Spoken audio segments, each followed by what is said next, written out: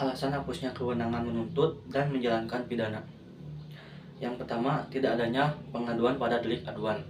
Nah, dalam buku 1 KUHP tidak ada pengaturan khusus mengenai delik aduan. Namun, diatur secara khusus dalam buku 2 KUHP mengenai kejahatan. Dan dalam buku 3 KUHP tidak dikenal dengan adanya delik aduan. Lalu, delik aduan juga dibagi atas 2 jenis. Ada delik aduan mutlak atau absolut dan delik aduan relatif. Delik aduan mutlak atau absolut yaitu yang diadukan adalah peristiwa hukumnya. Dan delik aduan relatif yang diadukan adalah orang yang disangka melakukan tindak pidana. Lalu yang berhak melakukan pengaduan ialah orang atau mereka yang terkena kejahatan yang diatur dalam pasal 72 hingga pasal 73 KUHP. Lalu tenggang waktu pengaduan sejak saat orang yang berhak mengadu mengetahui adanya kejahatan tersebut. Dan lalu daluarsa pengaduannya yakni 6 bulan apabila korbannya tinggal di Indonesia dan 9 bulan apabila korbannya tinggal di luar Indonesia. Lalu penaikan pengaduan dapat dicabut 3 bulan setelah pengaduan diajukan. Tetapi jika yang berhak mengadu meninggal, maka pengaduan tersebut tidak dapat dicabut kembali.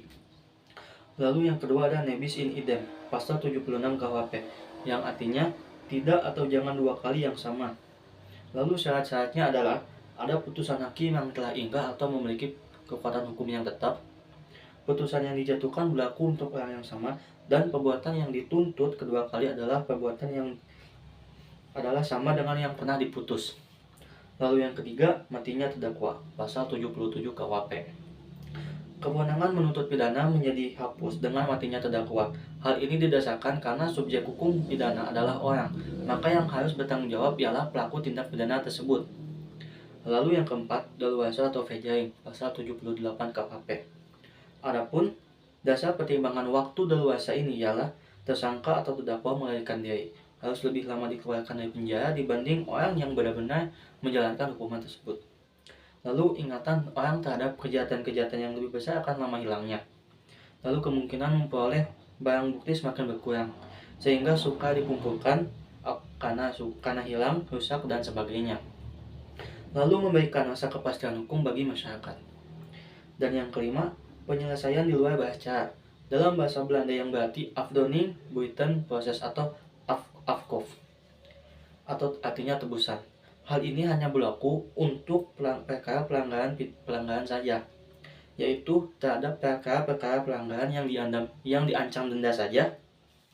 Maksimum denda harus dibayar dan diperlukan kuasa dari pejabat yang ditunjuk oleh undang-undang. Nah, untuk afkof ini sifatnya sukarela dan harus inisiatif sendiri dari terdakwa tersebut atau pelakunya. Namun tidak ditujukan untuk anak-anak di bawah umur atau 16 tahun ke bawah. Lalu ada amnesti, abolisi, dan gerasi. Amnesti adalah wewenang yang lebih luas, yaitu meniadakan wewenang untuk menuntut dan menjalankan eksekusi, baik sebelum ataupun sesudah eksekusi, atau artinya menghapuskan tuntutan dan hukuman. Abolisi meniadakan wewenang dan dari jaksa untuk menuntut hukuman diberikan sebelum adanya keputusan hakim.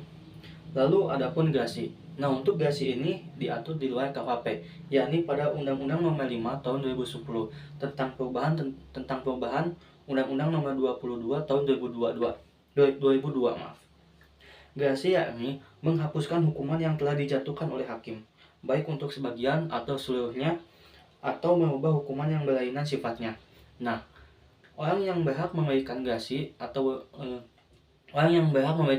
ialah presiden sebagai kepala negara tanpa perlu persetujuan dari DPR.